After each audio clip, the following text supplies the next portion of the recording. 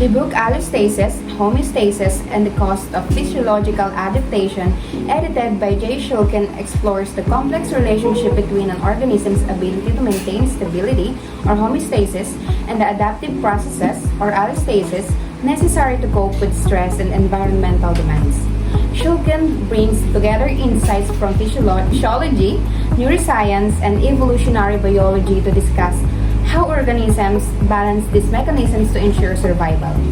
The concept of allostasis highlights that physiological regulation isn't just about keeping internal conditions constant, but about anticipating and adapting to changes before they occur. This is crucial in understanding how chronic stress or environmental challenges can lead to physiological wear and tear, often referred to as allostatic load. The book emphasizes the importance of adaptive regulation in maintaining health and preventing disease, while also addressing the energy costs associated with constant adaptation. It offers a nuanced understanding of how organisms, including humans, manage complex biological processes in response to both internal and external stressors and the long-term impacts on well-being. J. Shulkin is a neuroscientist recognized for his research on the neurobiology of stress and its impact on behavior. His work integrates physiological and psychological perspective to understand emotional responses. Peter Sterling is a physiologist known for his pioneering work on homeostasis and allostasis, a concept that explains how organisms maintain stability in changing environments. His research has significant implications for understanding health and disease. Bruce S. McEwen is a leading neuroendocrinologist whose study on stress have highlighted its effect on the brain and mental health. He has contributed to our understanding of how chronic stress can influence aging and neurodegeneration. David Goldstein research focuses on the autonomic nervous system and its role in stress responses and health outcomes. His works helps elucidate the biological mechanism underlying stress-related diseases. Burton Singer is an epidemiologist and mathematician known for his contribution to modeling disease dynamics and public health. His interdisciplinary work has advanced methods for understanding and predicting health trends. Carol D. Rip is a psychologist recognized for her model of psychological well-being, which emphasizes multiple dimensions of human flourishing.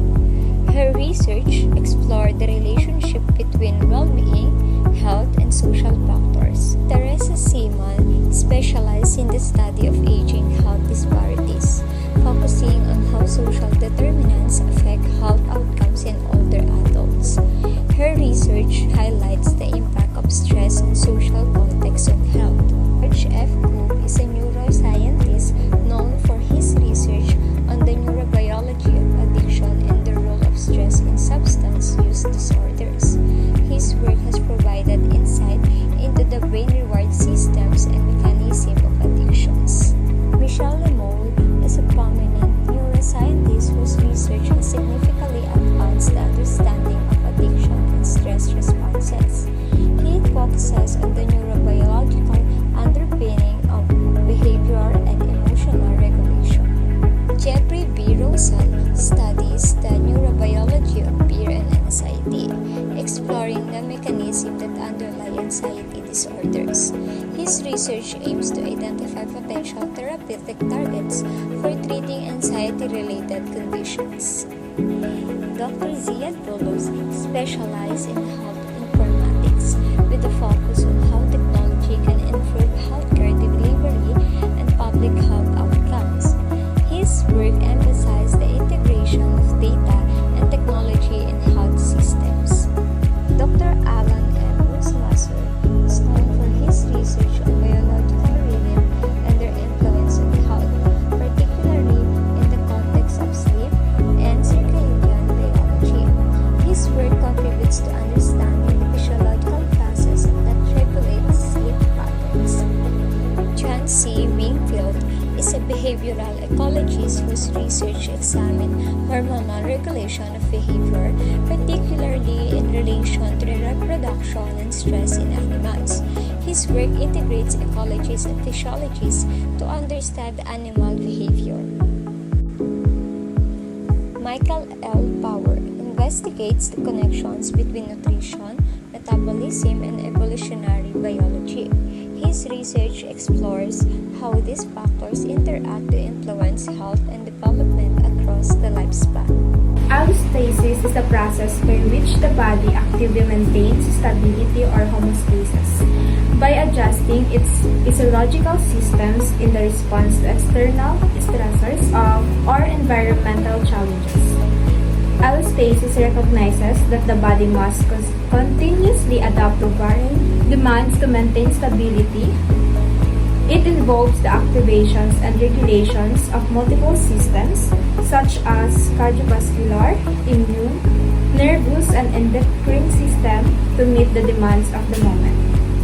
Allostasis enables the body to dynamically adjust through the release of hormones like adrenaline or cortisol, changes in the heart rate or immune responses depending on the situation.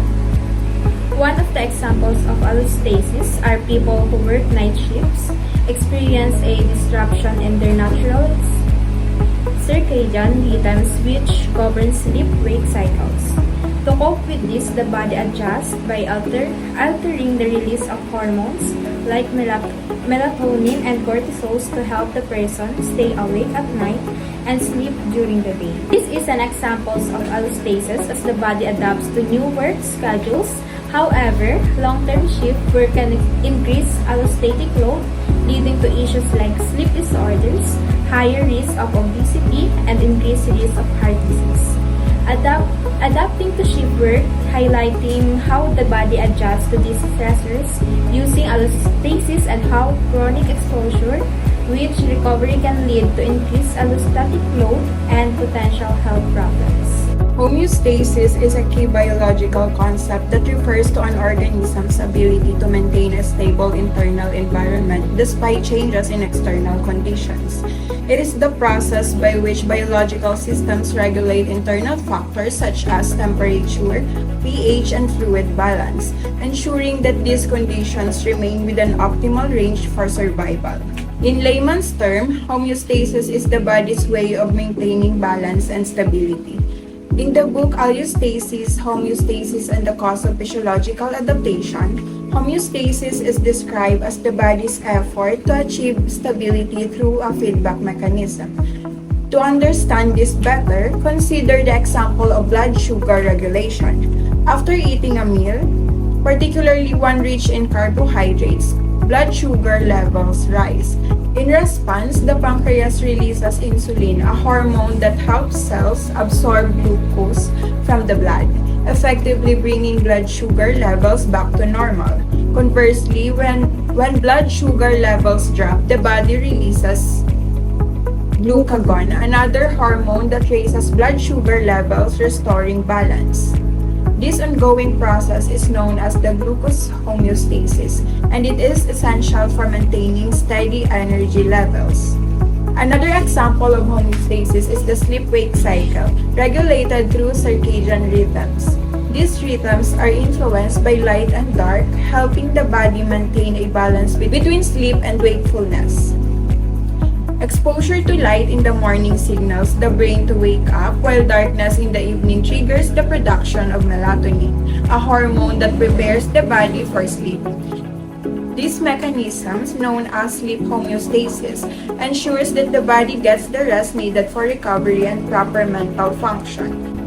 In these examples, the body continuously monitors internal conditions and makes adjustments to maintain balance, demonstrating the critical role that homeostasis plays in keeping vital processes. Without these regulatory mechanisms, the body would be unable to adapt to changes, leading to serious health consequences, ensuring that these conditions remain within optimal range for survival.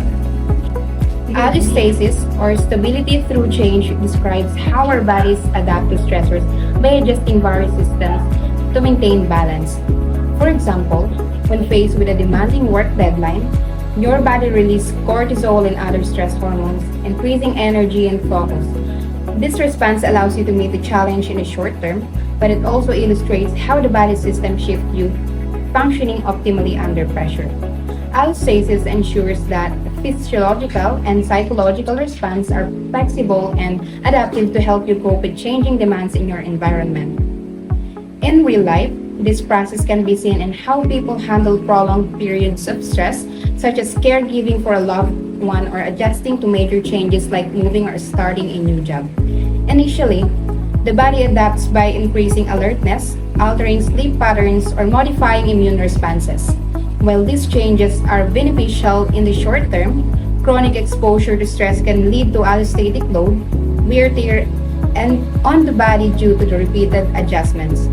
Over time, this might manifest as exhaustion, illness, or burnout, emphasizing the importance of recovery and balance to maintain long-term stability. Allostatic load refers to the cumulative physiological wear and tear on the body resulting from chronic stress and the repeated activation of the body's stress response systems.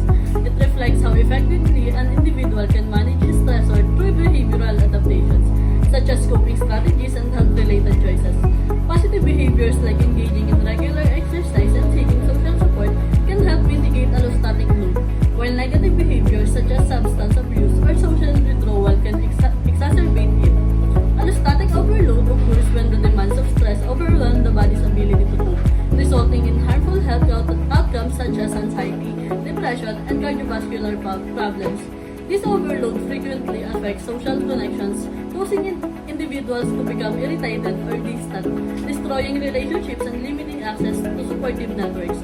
In high-stress contexts, such as competitive workplaces, a lack of collaboration could worsen stress, resulting in a vicious cycle that increases allostatic load and reduces overall well-being. Behavior adaptations involve changes in actions or habits to manage stress and environmental demands.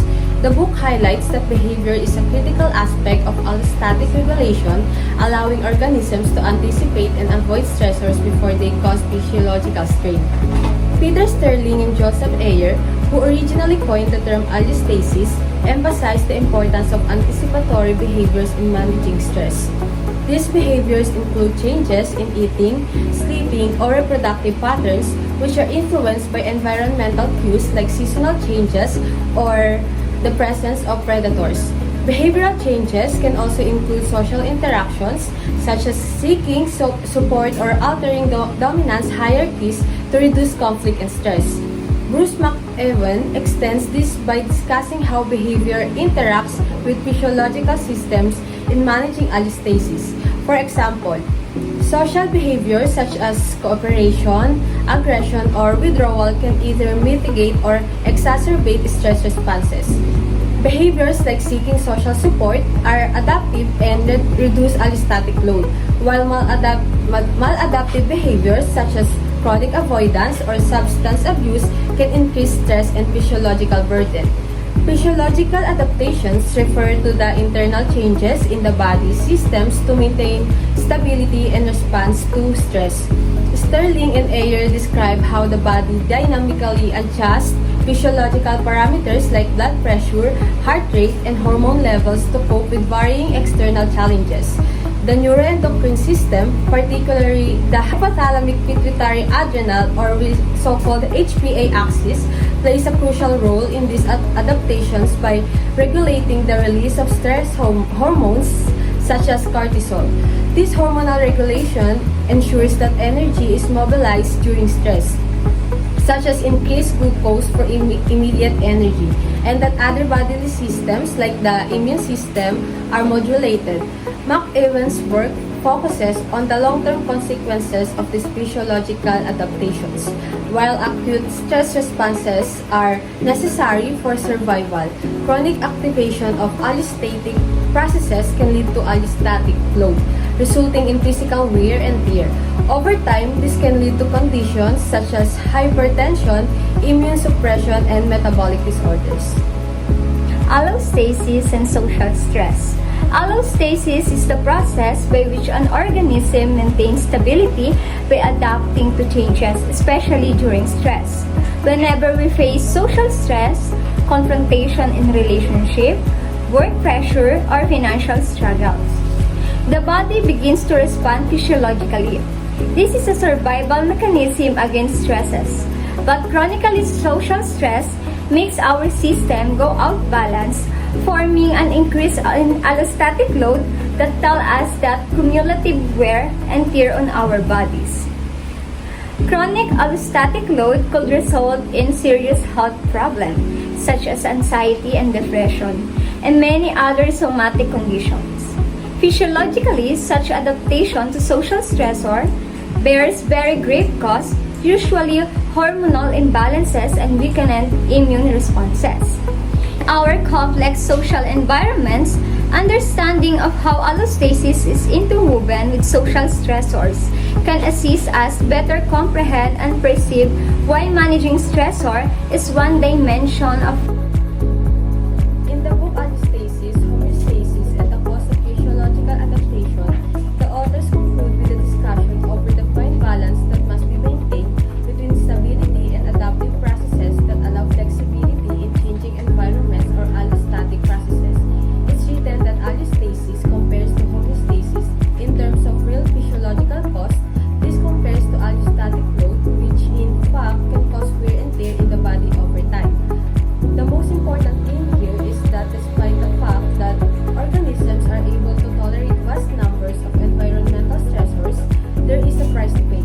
In a chronic form and with prolonged allostatic demands, it may erode the system leading to disease and dysfunction. The book provides excellent research drawing from different areas in biology and psychology to illustrate the role of loads placed on the body through cumulative effects of stressors in influencing long-term health outcomes.